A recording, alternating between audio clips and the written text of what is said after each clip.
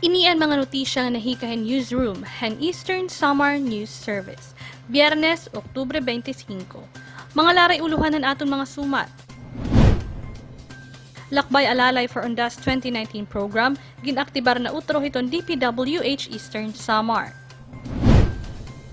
St. Mary's College of Borongan, nagbuhat in Living Rosary hapag sasalin urog han bulan han Santo Rosario. Budget mentoring gindumara parahan sa 61 nga mga barangay ha syudad hiton Borongan. Kinatuig nga pagselebrarhan pagkahibalikan mga linggane habalang higa Eastern Samar, aprobado iton Diocese han Borongan. Ngan Parish Youth Day ginbuhat sa St. Raymond Donatus Parish han Arteche.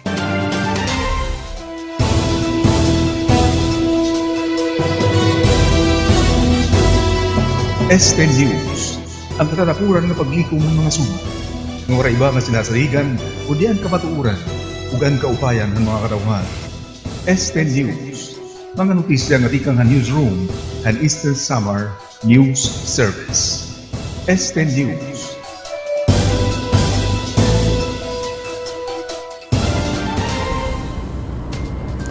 Maupay nga oras sa iyo nga tanan, ini ang detalye hiton mga notisya. Parish Youth Day gan sa Lunurog ha parokya ni San Ramon Donatos dito inihabong to hiton Arteche. Report ni Brother J. Mabilangan. Kalipayan, kamagsarangkay ug buhi nga pagtuo, ingin paangbit han 170 nga magtinuuhon nga kabatanunan nga nagpartisipar han Parish Youth Day nga nahitabo ha St. Raymond Donatus Parish, Arteche, Eastern Samar. Ang nasabi nga mga youth delegates intikang ha St. Magdalene Parish, San Pule, Our Lady of Immaculate Conception Chaplaincy, Barangay Concepcion, Arteche, ug St. Raymond Donatus Parish nga amo an host parish han ginbuhat nga Youth Day.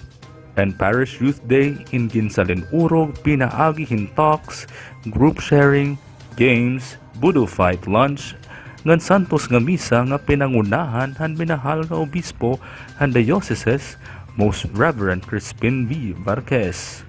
Sugad han nababatasan han obispo nang kamay-ada tsansa han mga kabatanunan nga ipaangbit han ira personal nga mga pakiana, ilabi na good mahitungod han ira pagtuo ngan mabaton han obispo. Ikinalipay ini han Cora Paroko han host parish nga amo hi Reverend Father Guido Ditalo nga nagkamay-ada sugad hindi nga higayon para maging aktibo an mga kabatanunan han pagbaton han mga ayat han eroy nga simbahan. Thankful ako nga nagkamay-ada na damakin panibago nga opportunity nga kuan nga experience nga makabulig yan nga Parish Youth Day. So din makikita na ang pagkaka-orisite mga youth at pagiging activate mga youth, tapos mga pagkakamiadahin mga bago nga kakilala nganhan bago nga experience. Sumala pa man ni Maria Bridget Pahares, usa nga delegate at tikang han Our Lady of Immaculate Conception Chaplaincy, dako iton iya pasalamat nga naka-attender na liwat iya hinsugad nga oportunidad tungod kay higayon ini hinpagkamay-ada bago nga kasangkayan ngan makikita dinhi ang pagkaurusa ngan pagin aktibo han mga youth. Parish Youth Day isang importante nga higayon itong pagkatapos nga mawiri-right to nila na papel, role, simbahan. And secondly, itong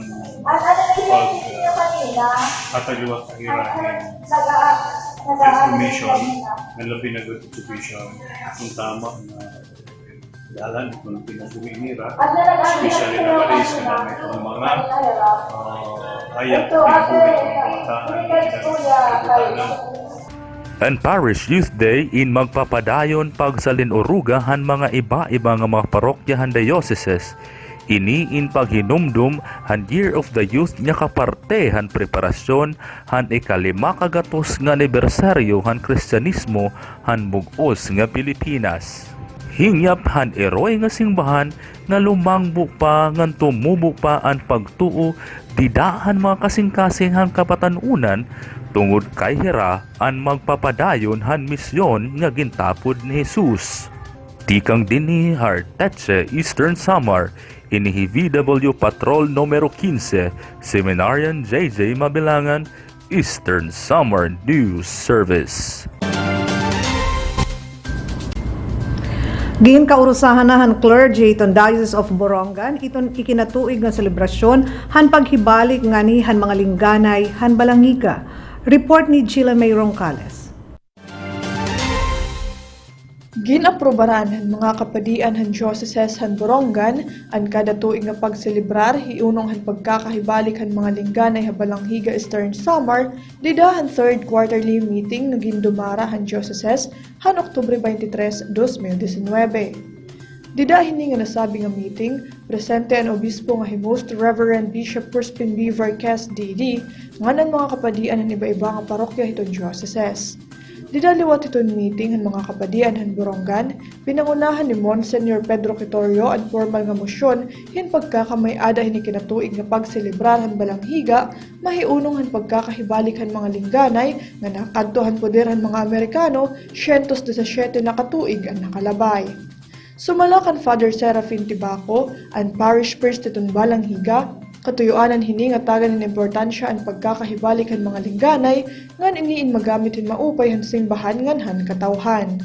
Nga ipasabot itong public knowledge nga property ni simbahan. Kinahanglan tagan in emphasis itong paging church property nga kinahanglan aani na simbahan ngan dagan dito nga simbahan. Diri in tubjuglahin public viewing, in pagkuhan lang artifacts of history, kundi gamiton ini ang panuyo nga ginuli nga ni ato na Pilipinas kani balanghiga hinday sa Borongan nga magamit ini nga mga bells. So ini nga pag celebrate ini nga homecoming nga every year nga magiging okay iton ang celebration iton diocese to siguro to public knowledge nga kanang simbahan ini.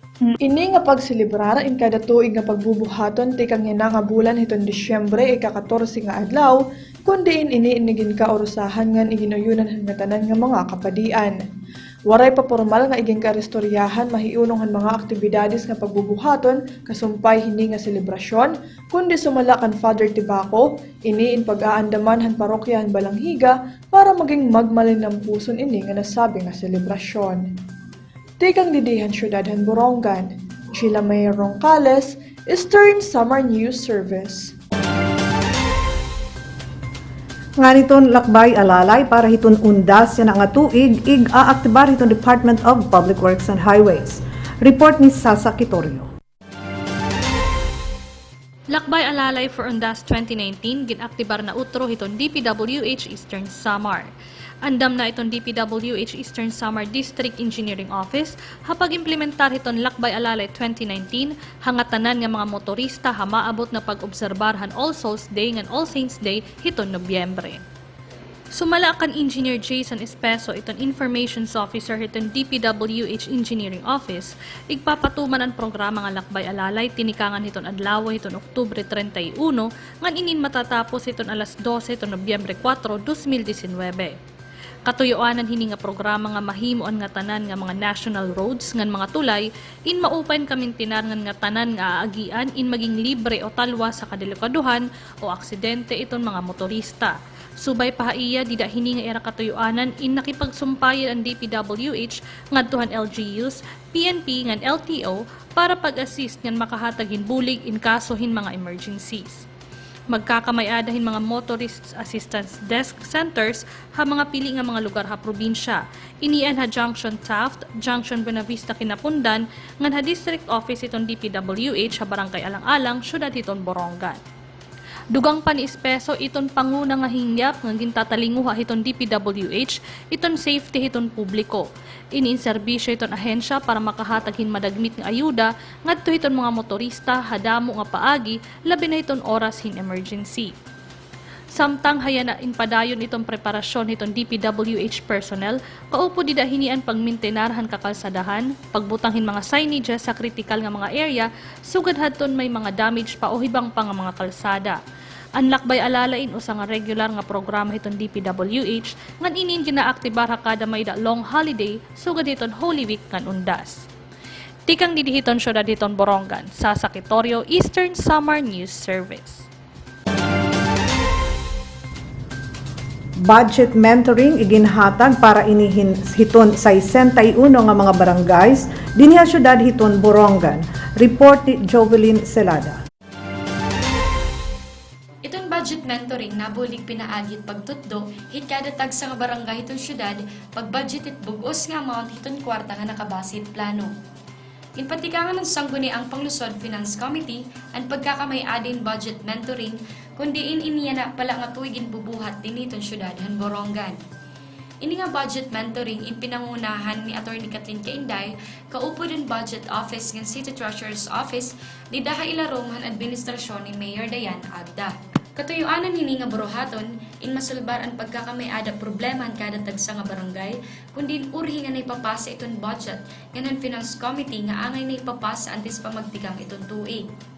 Sumalakan Atty. Kathleen Kainday ang Chairman ng Finance Committee, ang katuyuanan liwat hini nga manhibaro iton kada tagsa nga barangay, iton pag-budget iton kwarta nga base plano nga ini may papasa iton sakto nga oras. So, third batch, may 22 barangays. Ngayon, fourth batch on October 15, may 10 barangays.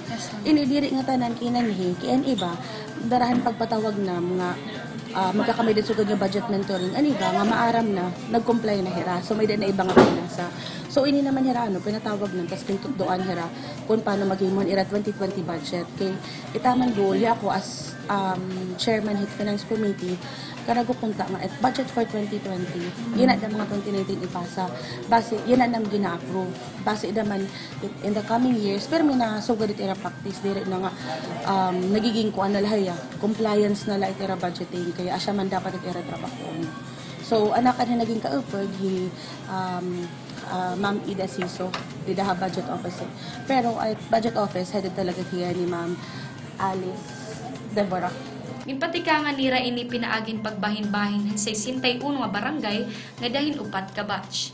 May ada first, second, third, and fourth batch. Ang first batch na dumara ni ka Oktubre 4, 2019 dito City Hall nga natindiran hin na 8 nga barangay. Ang second batch na dumara naman ni ka Oktubre 7, 2019 City Hall nga natindiran hin na 10 nga barangay. Ang third batch dumara ni ka Oktubre 11, 2019 City Hall nga natindiran hin 22 nga barangay. Ganun uri nga batch nga gindumaran Oktubre 15, 2019 nga natindiran hin na 10 nga mga barangay. Ang ibang mga barangay naman ay nakapaghimo nin budget nga nakapasa na Finance Office nga waray na mag-attender hin budget mentoring. Natanan nga mga barangay nga naka-attender hin nga buruhaton, hindi gintuddoan liwat para han maabot nga tuig 2020 kun maan ang pag-budget para iniin mahipasa bago magtikang itong sunod nga tuig. Misyon liwatan sangguni ang Panglusod Finance Committee na may padayon na ini nga buruhaton nga dahit masunod pa nga mga panahon. Tikang didihan syudad han Borongan, Jovelyn Celada, Eastern Samar News Service. St. Mary's College of Borongan nagbuhat in Living Rosary hapag salinurog han bulan hiton Santos nga Rosario. Report ni Sasa Kitorio. Durungan nga nagbuhat in Living Rosary ang mga RBM schools sa Diocese of Borongan pagsalinurog ang pagmarkahan bulan ng Santo Rosario nga ginoobserbaran han Romano Katoliko nga simbahan. Ang St. Mary's College ang Borongan nga gindudumara ang Religious of the Virgin Mary and Filipino nga religious congregation in solemne nga nagampohan Santo Rosario antes magtikang ang klase. Tikahan pagsuludhan bulan ng Oktubre, kada aga antes nagtitikang ang klase, ang mga kabataan upod ang mga teachers ng mga non-teaching staff inagtitiro ka school grounds antes ang ibang mga preliminary activities sa eskwelahan. Antes ang semestral break nga nanundas, ginbuhat na ang Living Rosary pagsigurong ang nga tanan nga mga estudyante in makakabulig hini. Dida hini nga Living Rosary kada usa nga estudyante naka-assign hin usa nga partehan bugos nga rosaryohan nga hiyaan mga ngadingan maghahalad hin bukad nga daan imahen han mahal nga birhen. Ang Living Rosary ang pinaka-culminating activity han mga Catholic schools para han bulan ng Santo Rosario nga ginbubuhat ikinatuig. Tikang diditon syudad diton Borongan, sa Cidro Eastern Samar News Service. Ang magpapadayon ito naton mga sumat, kataliwanhin mga pahinundo.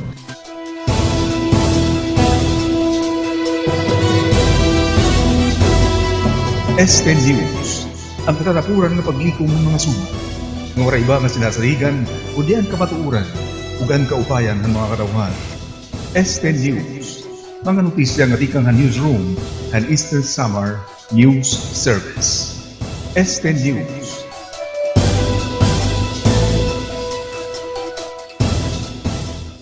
Kung problema mo hin kapaso it panahon, magtanom ka hindamo nga mga kahoy. Kung problema mo hin dagko nga mga baha, magtanom ka hindamo nga mga kahoy. Kung karuyag mo kumaon it mga prutas, magtanom ka it mga kahoy. Kung karuyag mo maaliw sa mga awit han mga katamsihan, magtanom ka it damo nga mga kahoy. Kung karuyag mo hin maupay nga kinabuhi, magtanom ka hindamo nga mga kahoy. Ibalik naton ang normal nga dalagan it panahon, pinaagi na aton pagtanom it mga kahoy. Ini po ang Obispo Bishop Crispin Vargas, the Bishop of the Diocese of Borongan.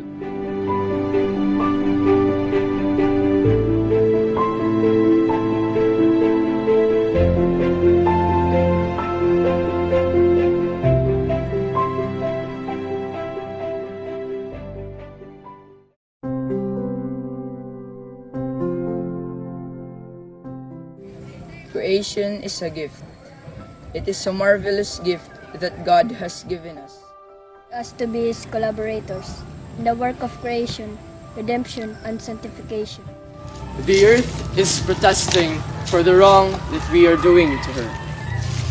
We have grown up thinking that we were her owner and dominators. As Christians, we are responsible for maintaining and using wisely the gifts that God has bestowed. We need to protect Mother Earth. Let us all be one in saving our common home. I may be small, but I promise to use my voice for the protection of our forest. Promise to help in my own little way in keeping our seas and rivers clean. I promise to throw my garbage properly and to reduce, reuse, and recycle.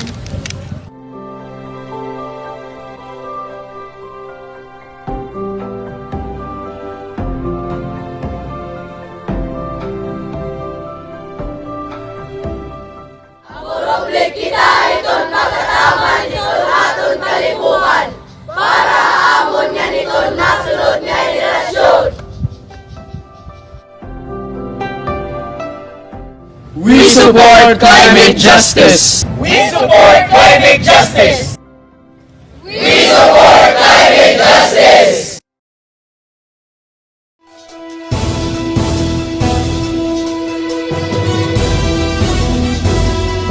Este News, ang katatapuran ng paglikom ng mga suma. Nga iba nga sinasaligan, o diyan kamatuuran, ugan kaupayan ng mga katawhan.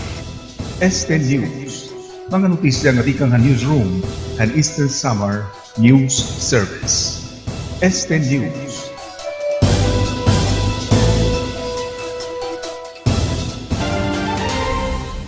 Nakikipaghimang raw in 18 nga mga multinational pharmaceutical companies sa Department of Health para hiton pagpahabubo hit presyohin mga medisina, ilabi na para hiton mga major non-communicable diseases, infectious diseases, ngan mga sakit sugad hiton diabetes ngan hypertension. Nagsiring ang Pharmaceutical and Healthcare Association of the Philippines ngay gaanunsyo nira iton mga detalye hiton partnership hapanahon nga matuhay iton istorya ngan hiton departamento. Sumala pa hiton PHAP iton ira mga miyembros in maghahatag hihaponin medical assistance program para hin mas komprehensibo nga ayuda nga dahiton mga pasyente. Iniin mga programa nga mag-a-assister hiton pasyente tikang hiton diagnosis nga dahiton pagtatambal ngan monitoring hiton sakit. Upod hiton mga kaapi hiton PHAP in mga multinational companies sugad hiton GSK, Pfizer, Sanofi ngan Zwillig Pharma. Haylarom hiton ira igin po proponer nga eskema iton iban ha presyo iton medisina in maabutin 56%. Saring pa iton DOH mahiuupod hiniin mga medisina para iton diabetes, hypertension, cardiovascular diseases, chronic chronic nga sakit hiton lungs, neonatal diseases ngan cancer, renal diseases, psoriasis ngan rheumatoid arthritis. Pero nagsalang iton grupo nga iton isyu nga kinahanglan marisolbar am iton pagsiguro nga magkakamay adahin eksakto nga supply hiton medisina ha mga ospital ngan kun uunan-on nga magiging available iton barato nga medisina dida hindamo nga mga outlets. Namatay didahil sa nga ambush si Mayor David Navarro hiton Clarin, Misamis Occidental, mentras nga tipakadtuhan Prosecutor's Office sa Cebu City para hin inquest kangina. Hi Mayor Navarro in escorted hin mga pulis han mahinabo an insidente ha M. Velez Street.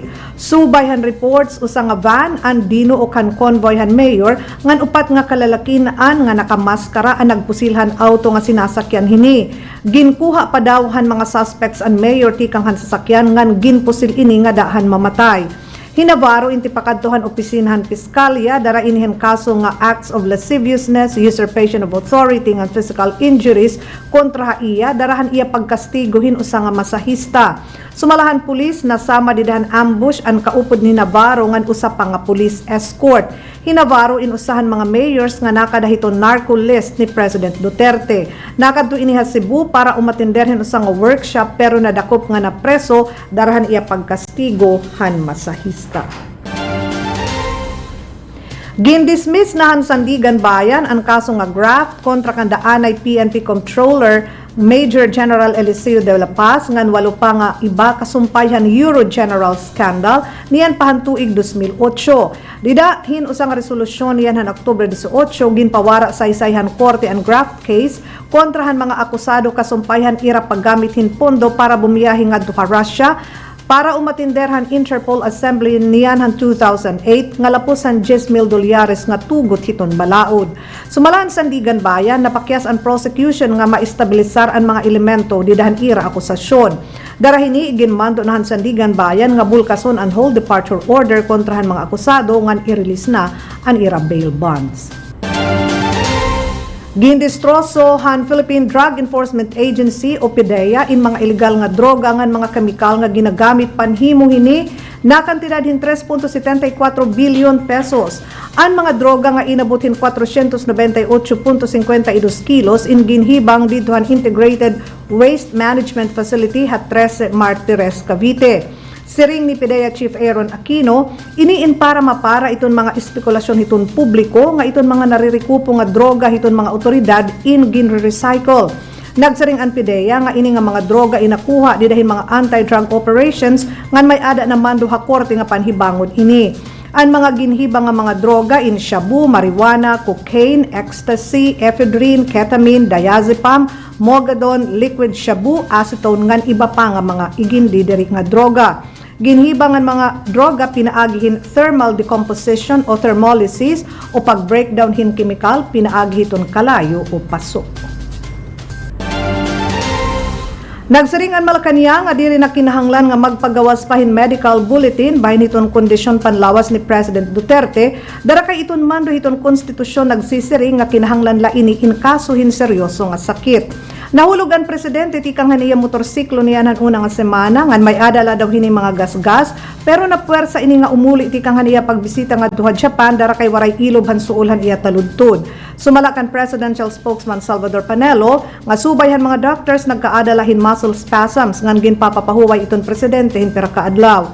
Una hini nagsaad ang Malacanang nga ipapahibaruha publiko ang resulta han medical consultation ni Duterte niyan han Miyerkules.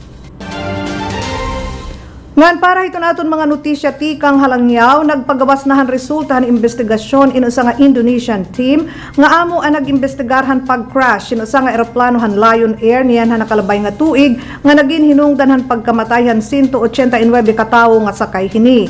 Subayan mga investigador, kombinasyon adtuhin sayop nga disenyohan eroplano, kakulangan training hin mga pilots, ngan kulang nga maintenance.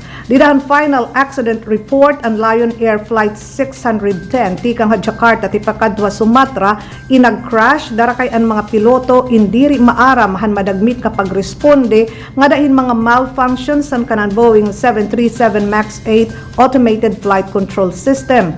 Ang eroplano in binagsak nga duhan Java City City, 13 minutos kataliwan na mag-take off niyan Oktubre 29, 2018. Subay pahan report ang eroplano inagkamayada na mga problema, didahan ultimo nga upat nga flight sini antes an adlawhan crash. Mahinunumduman nga 5 kabulan la kataliwan han aksidente usa naggihapon nga Max jet han Ethiopian Air hinag-crash ngan pareho ang mga naging problema hini. Ang nasabi nga mga aksidente in rason kung kay ano nga grounded tubtubya na iton nga tanan nga mga Boeing 737 MAX 8 jets.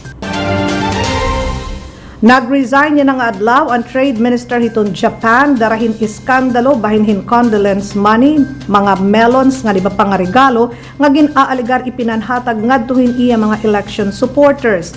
Hagilayon nga ginkarawat ni Prime Minister Shinzo Abe ang resignation ni Issue Sugawara nga haros usa ka bulan pala ha posisyon.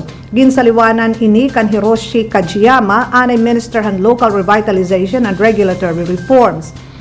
Nagsalawad hi Sugawara han iya resignation antes la ini umatubanghin mga pamakiana han mga oposisyonista bahin han ginaaligar nga vote buying.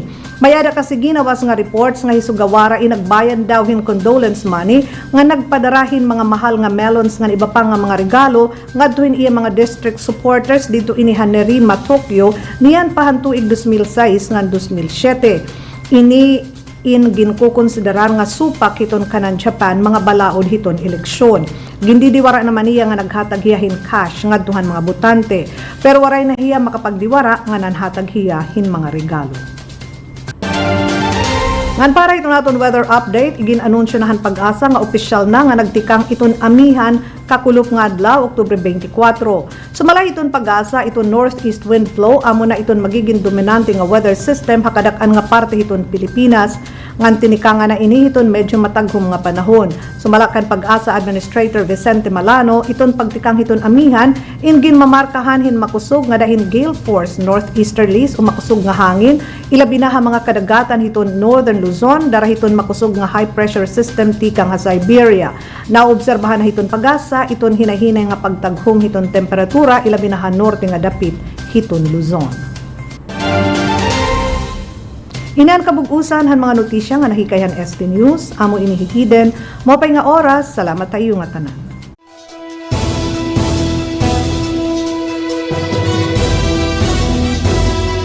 Este News, ang katatapuran ng paglikom ng mga suma. Ng oray iba nga sinasaligan, o diyan kamatuuran, ugan kaupayan ng mga katawhan. Este News, mga notisya nga tikang ha newsroom and Eastern Samar News Service. Este News.